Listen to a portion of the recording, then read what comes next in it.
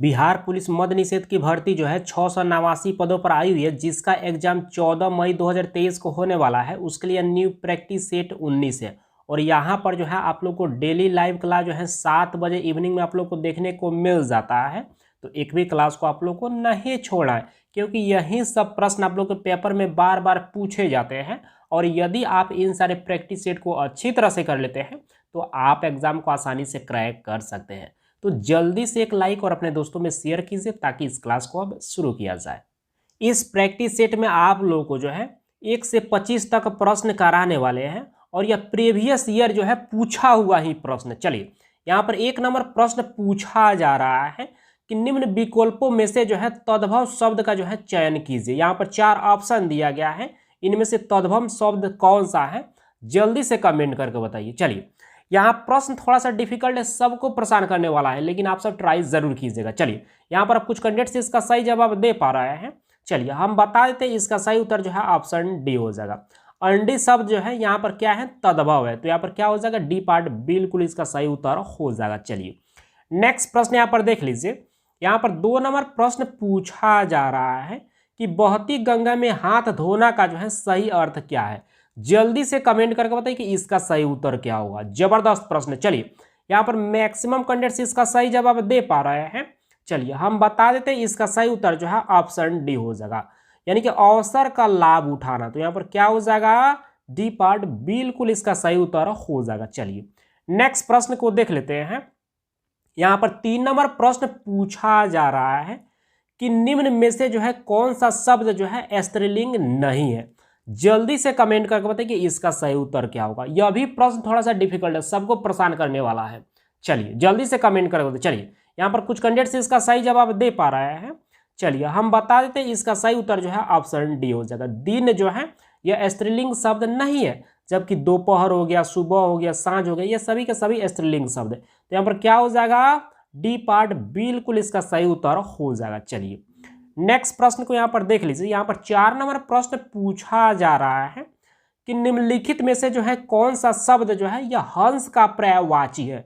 जल्दी से कमेंट करके बताइए कि इसका सही उत्तर क्या होगा। चलिए, यहाँ पर मैक्सिमम कैंडिडेट्स इसका भी सही जवाब दे पा रहे हैं।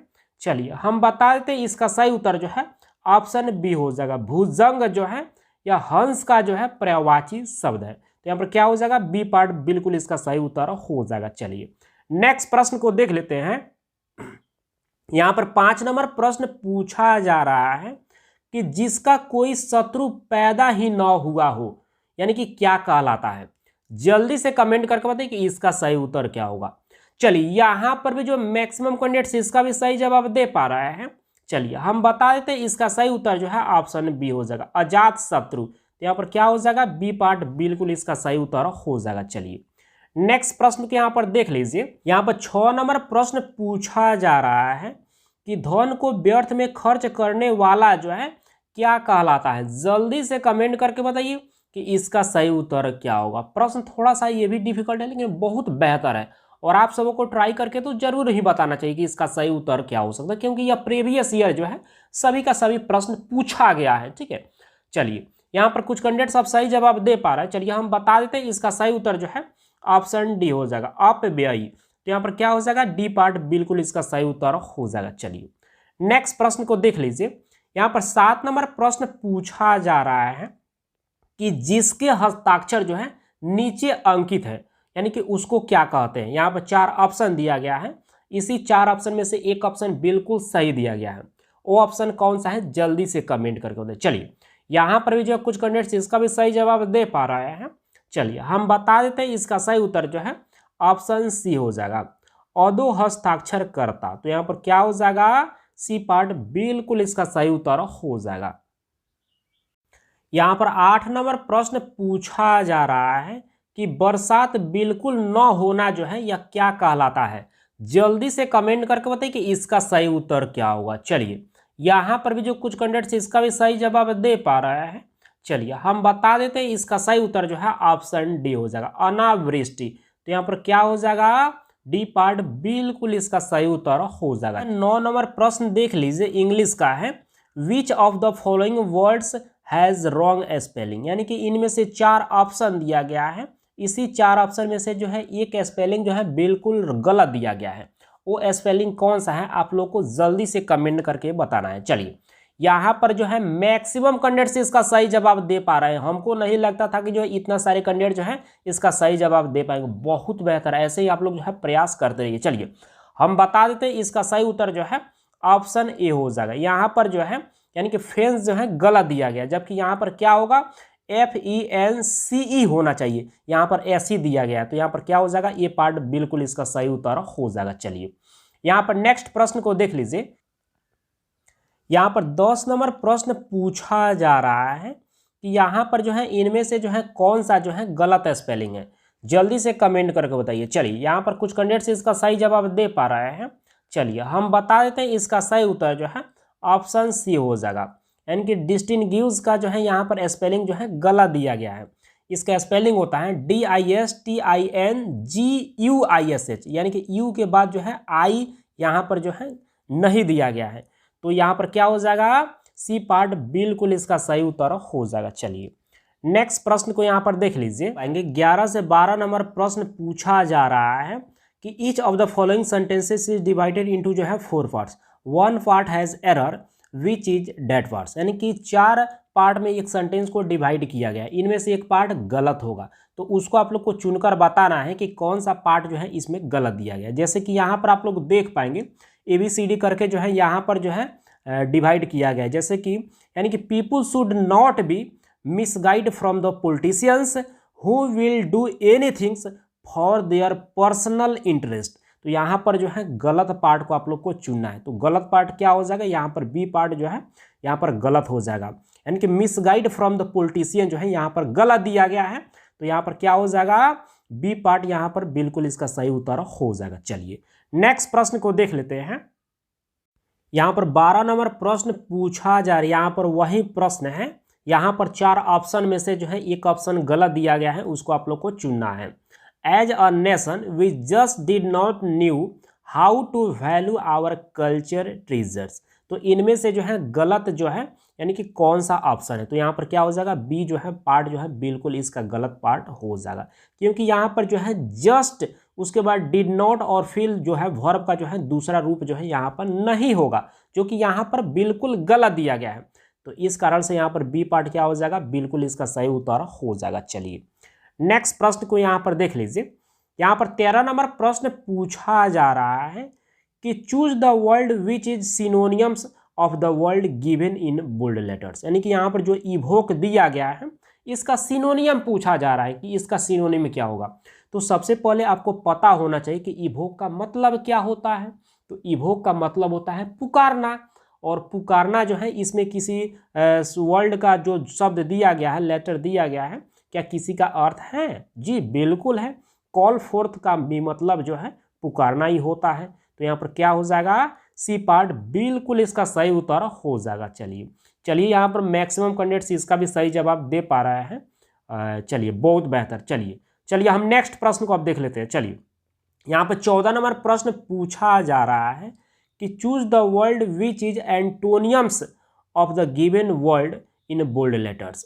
यानी कि बोल्ड लेटर्स में जो दिया गया है, जैसे कि यहाँ पर इनहेल दिया गया है, इसका अपोजिट वर्ड जो है आप लोग को बताना है। इनहेल का मतलब होता है यानी कि अंदर लेना, ठीक है, यानी अंदर की ओर इनहेल।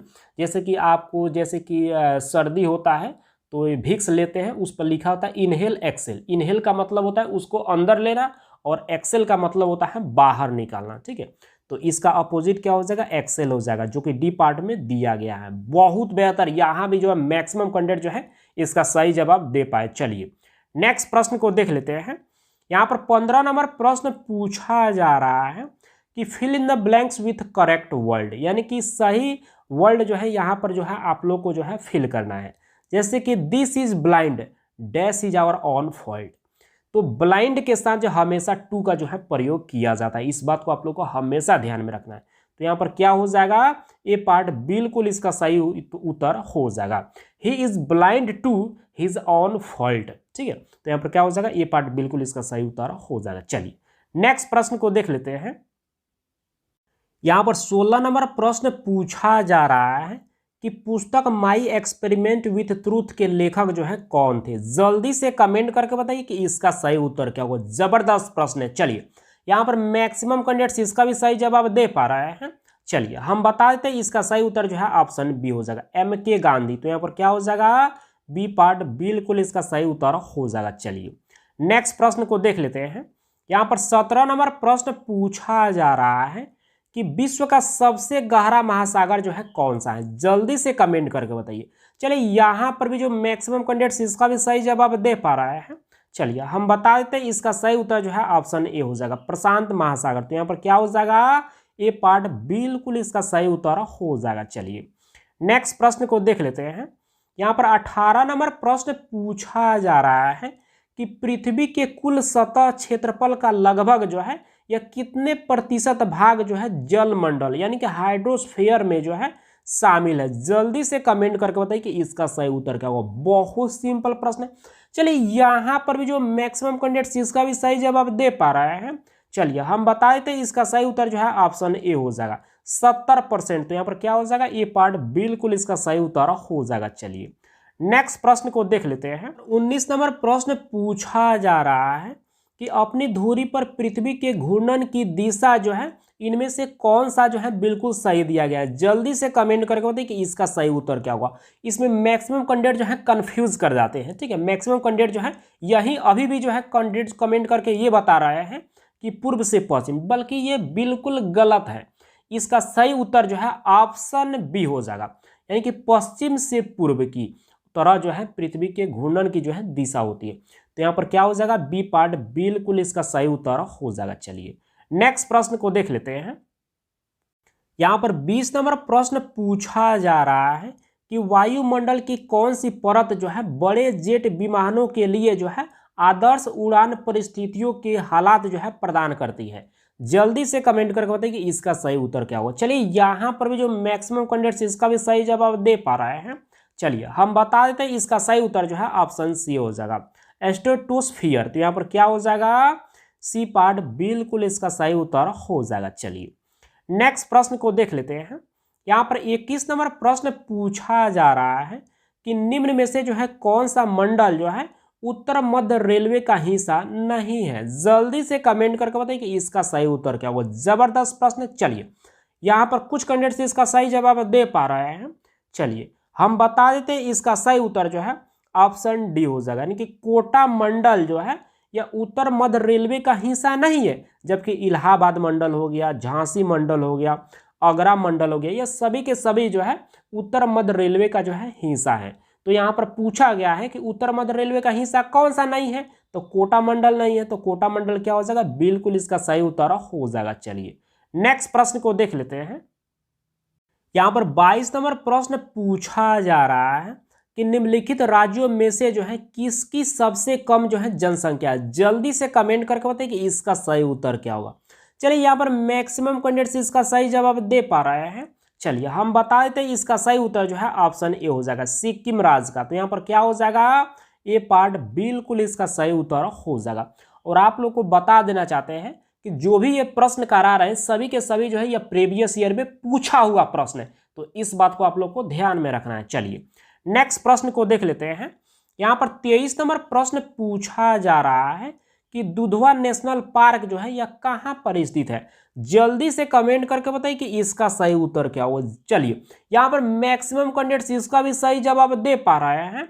बहुत बेहतर। चलिए हम बता देते हैं इसका सही उत्तर जो है ऑप्शन सी हो जाएगा, उत्तर प्रदेश राज्य में। तो यहाँ पर क्या हो जाएगा? सी पार्ट बिल्कुल इसका सही उत्तर हो जाएगा। चलिए नेक्स्ट प्रश्न को यहाँ पर देख लीजिए। यहाँ पर 24 नंबर प्रश्न पूछा जा रहा है कि निम्न में से कौन सा ग्रह जो है आकार और द्रव्यमान के मामले में जो है पृथ्वी के लगभग समान है?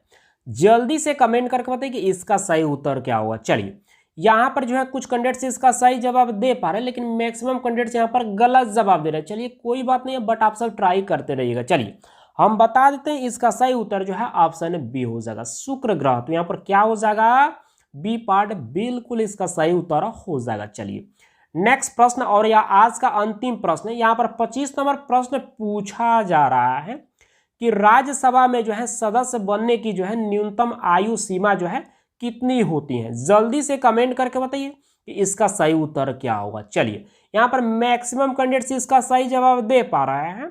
चलिए हम बता देते हैं, इसका सही उत्तर जो है ऑप्शन बी हो जाएगा 30 वर्ष। तो यहाँ पर क्या हो जाएगा, बी पार्ट बिल्कुल इसका सही उत्तर हो जाएगा। अच्छा, लोकसभा में जो है सदस्य बनने के लिए न्यूनतम आयु सीमा कितना होता है, तो ये भी आप लोग को पता होना चाहिए। लोकसभा में जो है 25 वर्ष न्यूनतम सीमा होता है और राज्यसभा में सदस्य बनने के लिए न्यूनतम सीमा जो है 30 वर्ष होता है। ठीक है, तो इन दोनों को साथ साथ आप लोग को याद रखना है। आप सब अब जल्दी से कमेंट करके बताइए कि आपने जो है 25 प्रश्न में से जो है कितने प्रश्न को सही किए। और आप लोग को बता देना चाहते हैं कि आप लोग को जितना भी प्रैक्टिस सेट कराया जा रहा है उन सारे प्रैक्टिस सेट को आप लोग डेली रिवाइज करते रहिए, क्योंकि यही सब प्रश्न आप लोग के पेपर में बार बार पूछे जाते हैं।